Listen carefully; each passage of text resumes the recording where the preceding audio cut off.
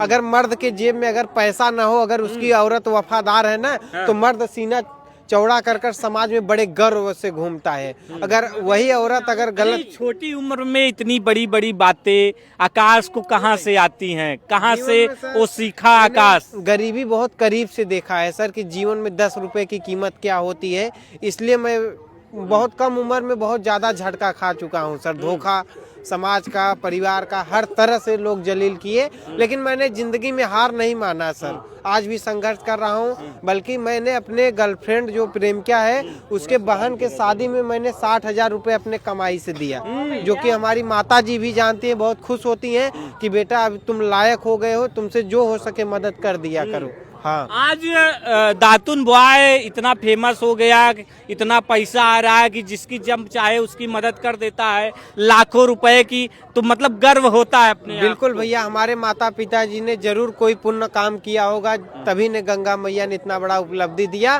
नहीं तो बहुत लोग आते हैं गंगा माँ में स्नान करने से पहले अपना स्वार्थ जोड़ते हैं कि हमको कुछ दे दो गंगा मैया, लेकिन मैंने कुछ मांगा ही नहीं जीवन में, माँ हमको ये दे दो। बिना मांगे इतना कुछ दे दी, कब सारा जीवन यही त्याग देंगे भैया। वास्तव में हमें पता चल गया कि गंगा माँ में बहुत शक्ति हूँ। इसका उदाहरण मैं खुद खड़ा हूँ यहाँ पे भैया।